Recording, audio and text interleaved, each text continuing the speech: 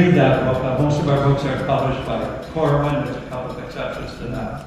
So that's one book. A second book that I've done recently is called Nuance, How Successful Leaders are Successful and How They're More Successful Than Other Leaders Who Look Like They're Doing the Same Things, but they're not doing them with the same, getting beneath the surface and developing. So the Nuance book is about leadership, and it uses a lot of examples from the school level, the regional level, sometimes the system level to get at this. The best way of identifying nuance is to say,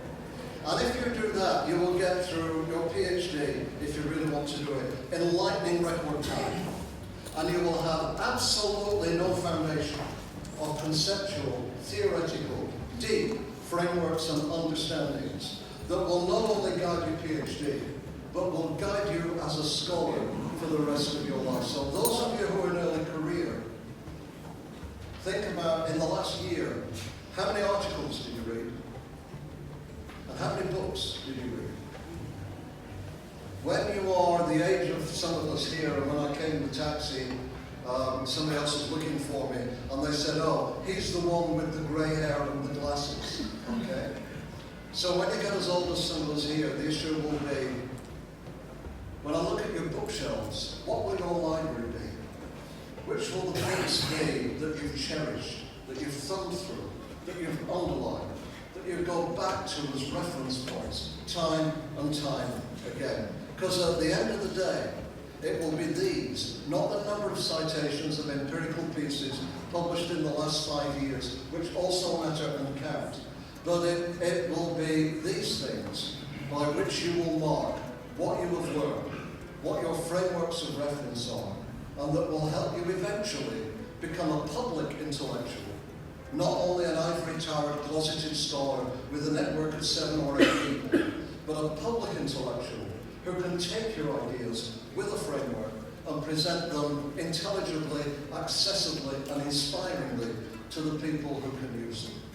So think about your library as well as your collection of abstracts that you use as citations for your empirical article. And I apologize to my colleagues whose university academic rates will now be increased by 20%. Yeah. Okay, so is that 4 left?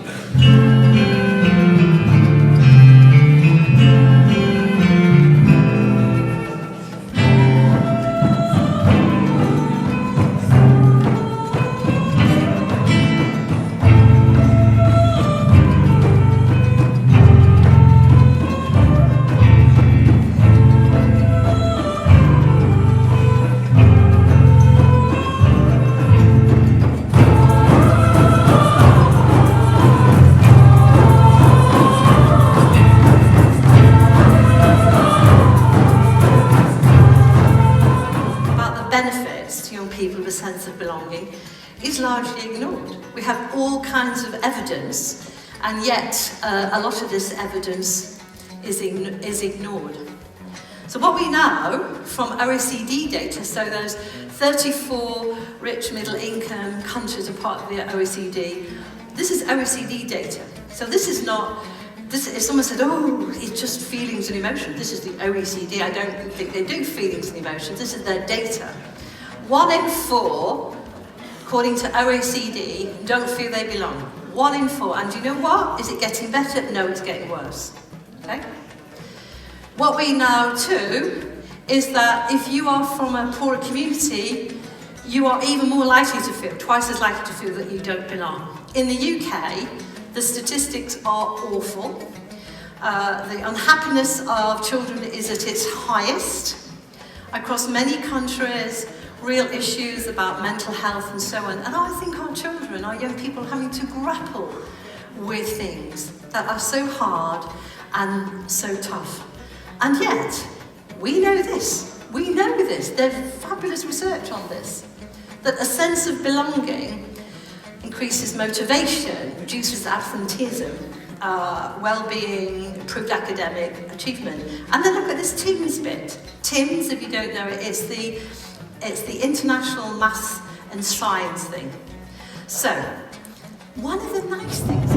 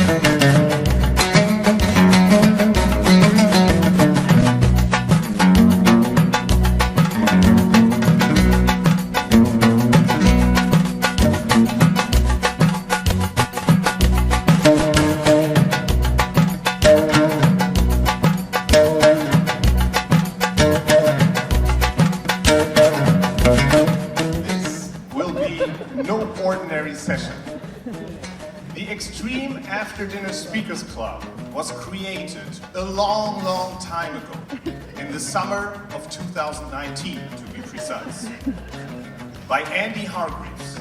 Back then, the idea was to create a format that would be a little bit different.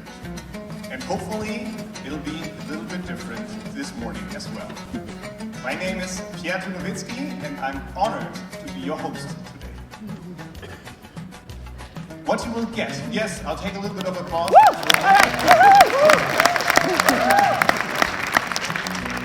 Thank you so much. What you will get are no PowerPoint presentations.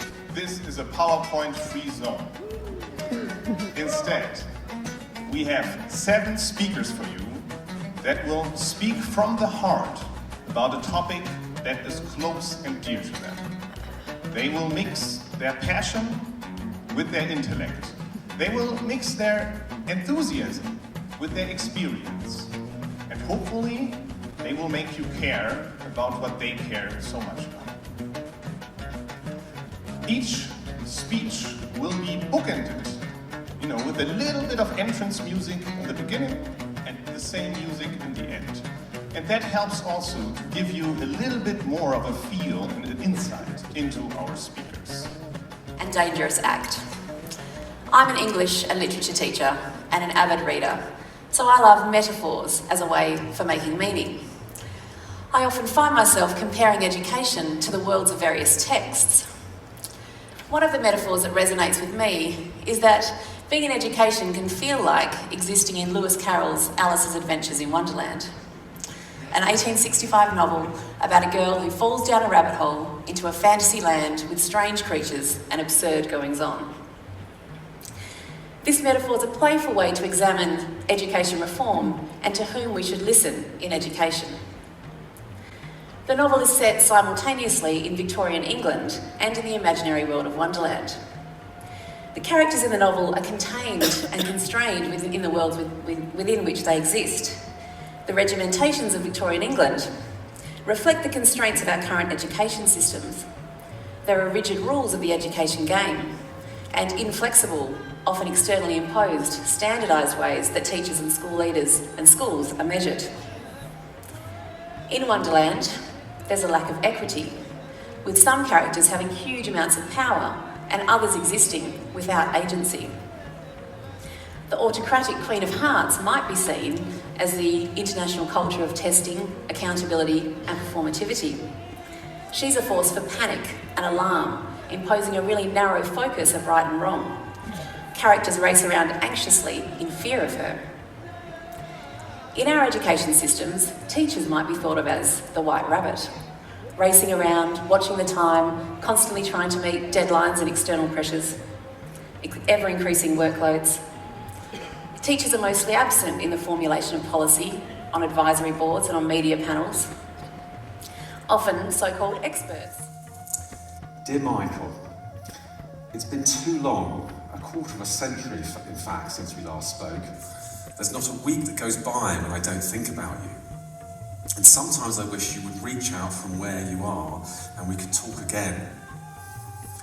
Now I'm a little older, perhaps I could understand you more. I now have 2 beautiful teenage children, and I look on them as I'm sure you looked on me. You will be over the moon that I've finally made it as a professor. You always wanted me to be an academic. As you say, I'm Britain's first professor of social mobility. I joke at home that I am the world's leading professor of social mobility. My 14-year-old daughter is quick to point out that's only because I'm the only one. I know you wanted me to be a scientist, but I hope you'll be pleased that my chosen field is education. We live in an era where we are all making great strides in developing evidence of what really matters in schooling. And I've just published a book. Yes, a book based on the results of 8,000 studies helping teachers. We're improving the way that children learn. What could be better than that? I am not sure which is worse. The fact that more than 300 million children around the world today cannot read a single word, one single word, or the fact that many of them have been in school for up to 4 years. Getting children into schools, enrolled and attending, has been one of the greatest development achievements of our time. Yet so many of these children are simply not learning. The United Nations calls this the global learning crisis. The World Bank refers to it as learning poverty, a state in which more than half of the world's children cannot read a simple story at the end of primary school. That rate is over 80% in many poorer countries. By whatever name you call it, by whatever statistic you measure it, clearly being in school is not the answer to learning. In this talk... Well, good morning. When Clint Eastwood, the Hollywood director and actor, was asked, why at age 88 are you still directing movies? He said, I don't want to let the old man in. And the reason I'm here is I don't want to let the old man in. So I'm here to represent the over 80 demographic in ICSEI. There are not many of us, we're a very small group. But we have an expertise. We know where we have been. And we probably know where we're going.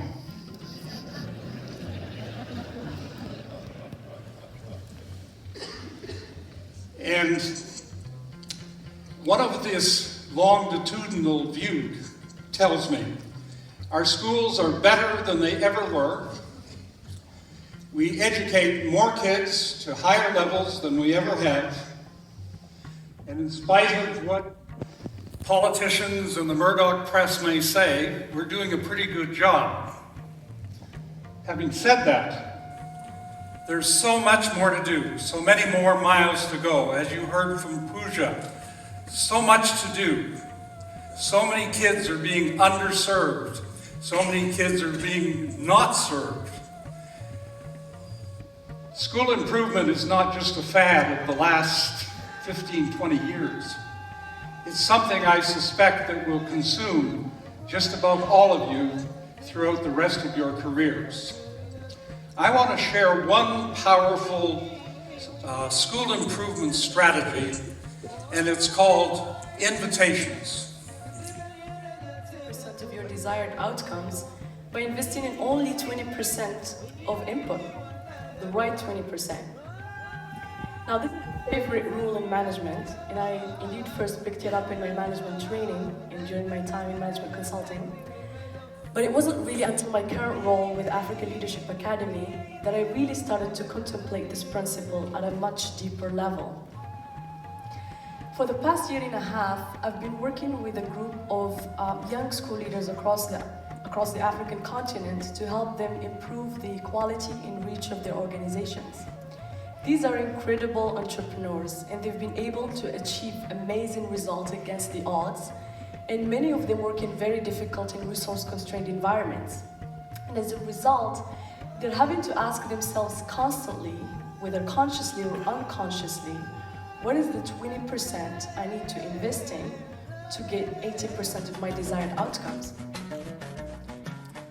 At 16, I quit high school and a music school where I play saxophone. Spain, my home country, with 18% has one of the highest school dropout rates of the European Union. And in my area, Murcia, we top the ranking with 24%. From 16 to 19, I did temporary jobs in clothes shops and cafes. I had no qualifications, so my work prospects weren't exactly great. Then I met my partner, who encouraged me to finish my high school studies. In the evaluations at the end of the first term, I failed 3 subjects. And that educational failure hurt me because I thought that I wasn't good enough to study. However, I needed time to improve, time to catch up. It was merely a question of wanting to do it. I remember my teacher of philosophy saying to me, "This is the last train. Don't miss out. Get on it." And I thought, no, I'm not going to miss this train. Sometime later, I got a very high score in my university entrance exam. I studied music education and pedagogy, and I was top of the class in both, and even won a national award. 2020 is a marker year.